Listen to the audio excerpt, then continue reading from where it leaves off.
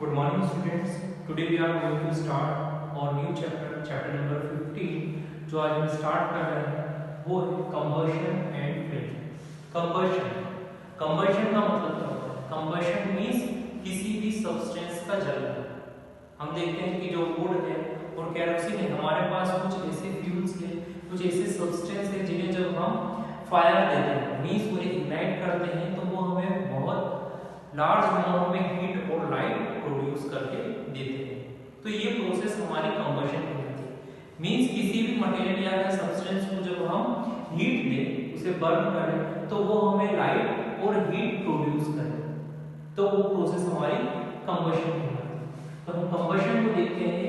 Combustion is a chemical process. Combustion क्या होती है? केमिकल प्रोसेस होती है, क्योंकि जो सब्सटेंस इग्नाइट हो रहा है, जल रहा है, वो क्या है? केमिकल से निकल रहा है। फॉर एग्जाम्पल हम बात करें मीथेन की, जो हमारे पास नेचुरल गैस होती है उसे हम मीथेन कहते हैं। जब मीथेन की रिएक्शन ऑक्सीजन गैस के साथ होती है तो कार्बन डाइऑक्साइड गैस प्रोड्यूस होती है। मींस यहाँ पर हमने सब्सटेंस लिया, वो हमारा केमिकल सब्सटेंस है जिसका फॉर्मूला CH4 होता है। जब ये ऑक्सीजन के साथ कंप्लीटली बर्न होता है तो कार्बन डाइऑक्साइड गैस रिलीज होती है, साथ में बहुत ज्यादा अमाउंट में हीट और लाइट भी मिलती है। तो कंबशन क्या होती है? Combustion is a chemical process in which a substance react or burn in the presence of water। ये केमिकल प्रोसेस है जिसके अंदर हमारा जो सब्सटेंस है वो ऑक्सीजन की प्रेजेंस में बर्न होता है to view of heat and light. और इस प्रोसेस में हमें क्या मिलेगी? हीट एंड लाइट मिलेगी। यदि सिंपल हम इसे डिस्क्राइब करना चाहें तो कंबशन एक ऐसी प्रोसेस है जिसमें जो हमारा मटेरियल है जिसे हम इग्नाइट करते हैं तो इग्निशन के बाद हमें हीट और एनर्जी मिलती है। वो क्या देता है? हमें सब्सटेंस हीट एंड एनर्जी देती है जब हम उसे कंप्लीटली बर्न करते हैं in the presence of oxygen. अब हम देखते हैं हमारे पास जो कंबशन है वो डिफरेंट टाइप के होते हैं। Types of combustion, different type के जो कंबशन होंगे उसे हम डिस्क्राइब करते हैं। तो ये होते हैं spontaneous combustion, rapid combustion and explosion combustion. Spontaneous combustion जब हम वुड, लीफ और इस टाइप के मटेरियल को जब बर्न करेंगे और इसमें जो कंबशन होगा उसे हम स्पॉन्टेनियस कंबशन कहते हैं। आप देखेंगे ऑस्ट्रेलिया के बहुत सारे डेंस फॉरेस्ट हैं जहां पर वुड और उनकी लीफ को जब फायर मिलती है तो पूरे पूरे फॉरेस्ट बर्न होते हैं। मींस स्पॉन्टेनियस मींस इसे किसी ने शुरुआत नहीं करी थी, ये एकदम से रैपिडली क्या हुआ? ऑटोमेटिक फायर लगने के कारण पूरे के पूरे फॉरेस्ट क्या हो गए? बर्न हो गए। तो इस टाइप का जो कंबशन होगा उसे हम स्पॉन्टेनियस कंबशन कहते हैं। दूसरे होते हैं रैपिड कंबशन। रैपिड कंबशन जो हमें बहुत ही कम समय में लार्ज अमाउंट में हीट और एनर्जी देते हैं। फॉर एग्जांपल यदि हम पेट्रोल और केरोसिन ऐसे सब्सटेंस है जब हम इन्हें बर्न करते हैं तो ये हमें बहुत ज्यादा अमाउंट में हीट और लाइट देते हैं। तो ऐसे टाइप के जो कंबशन होंगे उसे हम रैपिड कहते हैं। रैपिड मींस जो बहुत ही जल्दी कंबशन डन हो जाएंगे। आगे हम देखते हैं एक्सप्लोजन। एक्सप्लोजन का मतलब क्या होता है? एक्सप्लोजन का मीनिंग होता है हिंदी में विस्फोट। आप देखते हैं जब बहुत ज्यादा अमाउंट में कुछ ऐसे सब्सटेंस है जिन्हें हम इग्नाइट नहीं करते, मींस जो अपने इग्निशन टेम्परेचर को भी नहीं प्राप्त करते हैं उससे पहले उनमें फ्लेम आ जाती है, उनके अंदर हीट प्रोड्यूस होने लगती है, लाइट प्रोड्यूस होने लगती है। जब इस टाइप का कंबशन होगा उसे हम एक्सप्लोजन करेंगे। फॉर एग्जांपल यदि हम सोडियम की बात करें तो सोडियम यदि एयर के कांटेक्ट में आता है तो इसका इग्निशन टेम्परेचर इतना कम है कि ये ऑक्सीजन के साथ कंबाइंड होकर फ्लेम प्रोड्यूस करता है, जिसके कारण बहुत ही जल्दी, बहुत ही कम टाइम में ऑक्सीजन से रिएक्ट करके हमें फ्लेम देता है। तो इस टाइप के जो कंबशन होंगे जो बहुत ही जल्दी होंगे और उनमें एक एक्सप्लोजन होगा, विस्फोट होगा, ऐसे कंबशन को हम एक्सप्लोजन कहते हैं। तो हमारे पास कंबशन को हमने स्टडी किया, साथ में देखिए टाइप्स ऑफ कंबशन। अब हम स्टडी करने वाले हैं वो फायर एक्सटिंग्विशर। जो ये कंबशन होता है, कंबशन बहुत बार हमारा रिक्वायर्ड होता है। फॉर एग्जांपल यदि हम एलपीजी गैस का कंबशन करते हैं तो इनकी कंबशन करने से हमें क्या मिलता है? हमें एनर्जी मिलती है और हीट मिलती है। इस हीट का यूटिलाइजेशन हम हमारे फूड प्रिपेयर करने के लिए, वाटर को बॉईल करने के लिए करते हैं। लेकिन बहुत जगह हम देखते हैं जहां पर वर्क होता है, जहां पर इलेक्ट्रिसिटी का वर्क होता है, तो वहां पर एक्सीडेंटली बहुत ज्यादा अमाउंट में आग लग जाए या फ्लेम आ जाए या हम कहीं शॉर्ट सर्किट हो जाए, जिससे हमारे पूरे फर्नीचर या कहीं पूरा रूम जहां पर जितना भी मटेरियल है वो बर्न होने लगे, तो इस टाइप का जो कंबशन है वो अनडिजायर्ड है, हमारी इच्छाओं के प्रतिकूल है। तो इस कंडीशन में हमें उस कंबशन को रोकना होगा। तो वहां पर हम यूज करते हैं फायर एक्सटिंग्विशर का। तो फायर एक्सटिंग्विशर क्या होते हैं? Fire extinguisher is the protection device. ये क्या होते हैं? प्रोटेक्शन डिवाइस होते हैं जिनकी हेल्प से हमें सुरक्षा मिलती है। आपने देखा होगा बड़ी बड़ी फैक्ट्रीज में जहां पर आग लगती है, फायर लगती है, तो आपने देखा होगा वहां पर छोटे छोटे बकेट के अंदर सैंड्स होते हैं। वो क्या यूज होता है उनका यूज फायर एक्सटिंग्विशर की तरह ही होता है, जहां पर ये हमारे जो भी सब्सटेंस है जो हीट मिलकर या कहें फ्लेम को पाकर हीट प्रोड्यूस कर रहे हैं, लाइट प्रोड्यूस कर रहे हैं, तो उनके ऑक्सीजन के सप्लाई को कट ऑफ करना, क्योंकि ऑक्सीजन ऐसी गैस होती है जो किसी भी सब्सटेंस को बर्न करने के लिए काफी जरूरी होती है। तो यदि हम सप्लाई ऑफ ऑक्सीजन को कट कर देंगे तो हमारा जो सब्सटेंस है वो बर्न करना बंद हो जाएगा। तो फायर एक्सटिंग्विशर एक ऐसा डिवाइस होता है जिसकी हेल्प से हम जितनी भी बर्न होने वाली प्रोसेस है उसको रोक देते हैं, क्योंकि जो हमारा फायर एक्सटिंग्विशर है ये ऑक्सीजन की सप्लाई को कट ऑफ कर देता है। जनरली जितने भी फायर एक्सटिंग्विशर होते हैं उनके अंदर कार्बन डाइऑक्साइड गैस का यूज किया जाता है, क्योंकि कार्बन डाइऑक्साइड गैस ऐसी गैस है जो फ्लेम या इग्निशन को रोकती है। जितनी भी ज्वलनशील चीजें हैं उन पर यदि हम कार्बन डाइऑक्साइड का यूज करते हैं तो वहां पर कंबशन की प्रोसेस पूरी तरीके से रुक जाती है। तो फायर एक्सटिंग्विशर में सबसे ज्यादा जो यूज की जाने वाली गैस है वो कार्बन डाइऑक्साइड गैस है, जिसकी हेल्प से कंबशन की प्रोसेस को रोका जा सकता है और साथ में हम बहुत सारी चीजों को सेफ भी कर सकते हैं। तो फायर एक्सटिंग्विशर क्या है? Protection device. फायर एक्सटिंग्विशर के बाद हमारा टॉपिक है flame and its structure. Flame क्या होती है? आपने देखा होगा कि कैंडल को जब आप इग्नाइट करते हैं, जब जलने लगती है तो उससे हमें फ्लेम मिलती है। फ्लेम मींस हमें लाइट भी मिलता है और साथ में हीट भी मिलती है।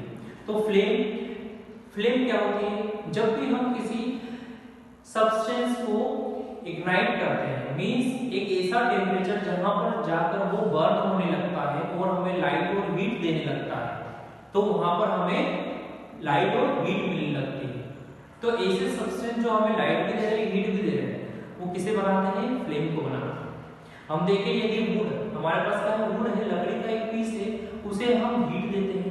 हीट देने के बाद धीरे धीरे वो बर्न होने लगता है और जब इग्नाइट होता है तो वो हमें लाइट भी देता है, साथ में हीट भी देता है। मींस अब वहां पर क्या प्रोड्यूस हो रही है? एक ऐसा रीजन जो हमें हीट दे रहा है और साथ में लाइट दे रहा है, वो क्या कहलाता है? हमारा फ्लेम कहलाता है। ये रीजन को हम क्या कहेंगे? फ्लेम। आपने देखा है जब आपके घरों में लाइट जाती है, इलेक्ट्रिसिटी कट ऑफ होती है, तो आप कैंडल का यूज करते हैं। जैसे ही आप कैंडल को इग्नाइट करते हैं तो वहां पर एक फ्लेम बनती है। सेम आप देख सकते हैं इस प्रकार की फ्लेम बनती है, जिसमें एक आउटर मोस्ट लेयर होती है, एक मिडिल लेयर होती है और साथ में एक इनर मोस्ट लेयर होती है।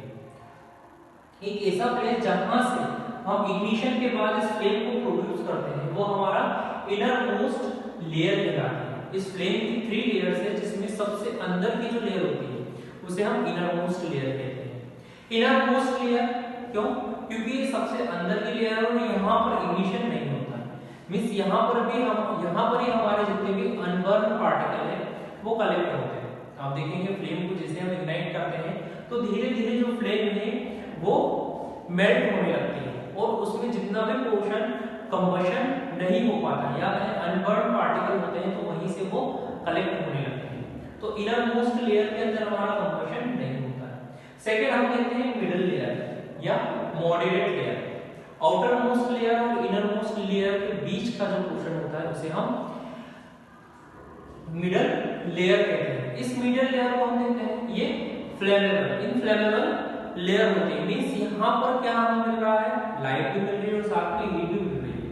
तो ये लेयर है जहां से हमें लाइट मिलती है। हम इसका कलर देखना चाहें तो इसका कलर होता है येलो।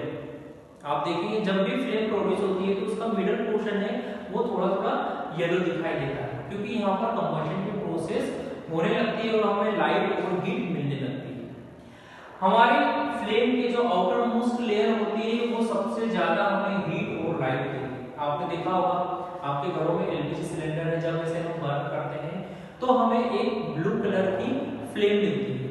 ब्लू कलर की फ्लेम हमें इसलिए मिलती है क्योंकि यहाँ पर कंबशन की प्रोसेस कंप्लीटली फील्ड होती है with the help of oxygen. Oxygen की हेल्प से हमारे कंबशन की पूरी प्रोसेस को पूरा किया जाता है। तो इससे मिलने वाली जो लेयर होती है वो बहुत ज्यादा अमाउंट में हमें हीट भी देती है, लाइट भी देती है और इसका कलर ब्लू होता है। तो फ्लेम एक रीजन है जहां पर हमें हीट और लाइट मिलती है और इसकी 3 लेयर होती है जिसे हमने डिटेल में स्टडी किया। फ्यूल्स, आपने देखे होंगे कि बहुत सारे ऐसे सब्सटेंस है जब हम इन्हें इग्नाइट करते हैं, इन्हें हीट देते हैं तो ये इग्निशन टेम्परेचर राइज करते हैं। जैसे ही इनका इग्निशन टेम्परेचर राइज होता है, ये बर्न होने लगते हैं, तो इनसे हमें बहुत ही लार्ज अमाउंट में हीट और लाइट मिलने लगती है। तो फ्यूल क्या होती है? Fuel is a substance. जब इन्हें हम ऑक्सीजन देते हैं और ऑक्सीजन के प्रेजेंस में इन्हें हम इग्नाइट करते हैं तो इनसे हमें लाइट और हीट मिलती है। फॉर एग्जांपल आप देखिए फ्यूल्स बहुत सारे होते हैं, फॉसिल फ्यूल्स भी होते हैं और साथ में एलपीजी फ्यूल भी होते हैं, या हम कहें वुड और लीफ को भी जब हम बर्न करते हैं तो हमें लार्ज अमाउंट में हीट और लाइट मिलती है जिन्हें हम फ्यूल कहते हैं। अब ये जो हमारे फ्यूल है ये बहुत डिफरेंट टाइप के होते हैं, प्राइमरी फ्यूल्स होते हैं और सेकेंडरी फ्यूल्स होते हैं। अकॉर्डिंग टू देयर नेचर हमने फ्यूल को 2 टाइप में कन्वर्ट किया है, प्राइमरी फ्यूल और सेकेंडरी फ्यूल। नेक्स्ट हमारा टॉपिक है calorific value, amount of heat produced on a complete combustion, amount of heat produced in a complete combustion। जब हम किसी कंबशन को कंप्लीट करें और हमें लार्ज अमाउंट में हीट मिले,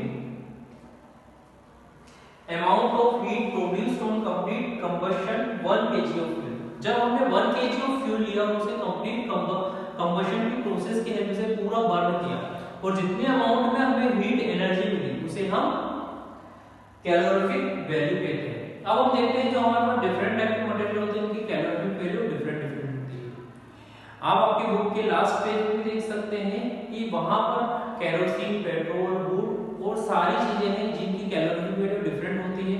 जब इनको 1 kg के अमाउंट को जब हम बर्न करते हैं तब हमें डिफरेंट लेवल पे हीट मिलती है। तो ये चार्ट आपके बुक में बना हुआ है। अब हम देखते हैं डिसएडवांटेजेस ऑफ कंबशन। कंबशन के हमें एडवांटेजेस देख लिए। कंबशन हम यूज करते हैं जहां पर हमें हीट की जरूरत होती है और लाइट की जरूरत होती है, वहां पर हम इस सब्सटेंस को बर्न करते हैं और हमें हीट और लाइट मिलती है। लेकिन इसके डिसएडवांटेजेस क्या होंगे? पहला हम देखते हैं कि जब भी किसी फ्यूल को हम कंबशन की हेल्प से जलाने लगते हैं, बर्न करते हैं, तो कार्बन डाइऑक्साइड बनती है। ये कार्बन डाइऑक्साइड गैस हमारे हेल्थ के लिए भी काफी हार्मफुल है और साथ में हमारे नेचर में कार्बन डाइऑक्साइड गैस और ऑक्सीजन गैस के बैलेंस को अनस्टेबल करती है। दूसरा हम देखते हैं कि कंबशन से डिफरेंट टाइप की गैसेस रिलीज होती है। यदि ये कंबशन पार्शियली कंप्लीट हो रहा है, जहां पर ऑक्सीजन फुल्ली नहीं मिल रही है, वहां पर हम देखते हैं कि कार्बन मोनोऑक्साइड गैस रिलीज होती है। ये बहुत ही टॉक्सिक गैस है जो हमारी हेल्थ के लिए काफी हार्मफुल है। आपने देखा होगा कि जब हम एक रूम के अंदर बर्न करते हैं वुड को तो वहां पर एक चिमनी होती है। ये चिमनी या एग्जॉस्ट जल की हेल्प से जितनी भी गैसेस है वो हमारे रूम से बाहर निकलती है, क्योंकि जहां पर भी पार्शियली कंबशन होगा वहां पर कार्बन मोनोऑक्साइड गैस रिलीज होती है और ये हमारे हेल्थ के लिए काफी हार्मफुल होती है। इससे किसी पर्सन की डेथ भी हो सकती है। इसलिए ये कंबशन के बहुत सारे डिसएडवांटेजेस हैं। एक most important disadvantages global warming है। एक और हमारे पास डिसएडवांटेज है जिसे हम ग्लोबल वार्मिंग कहते हैं। ग्लोबल वार्मिंग क्या है? आप सभी ने रीड किया होगा कि धीरे धीरे हम देख रहे हैं हमारी अर्थ का टेम्परेचर बढ़ रहा है, जिसके कारण जितने भी हमारे ग्लेशियर है नॉर्थ पोल पे और साउथ पोल पे वो धीरे धीरे मेल्ट हो रहे हैं, जिसके कारण हमारे जितने भी समुद्र तट की एरिया है या कहें कोस्टल साइट्स वो उनका वाटर लेवल काफी इंक्रीज हो रहा है, जिससे ये कोस्टल एरिया वाटर के अंदर मर्ज हो सकते हैं। तो ग्लोबल वार्मिंग की हेल्प से हमारी अर्थ का टेम्परेचर काफी राइज हो रहा है, जो सभी के लिए एक हार्मफुल इंसिडेंट्स है। इसलिए हम देखते हैं कि कंबशन के बहुत सारे साइड इफेक्ट हैं और कंबशन हमारे लिए हार्मफुल प्रोसेस भी है। इसके कुछ एडवांटेजेस हैं तो डिसएडवांटेजेस भी हैं।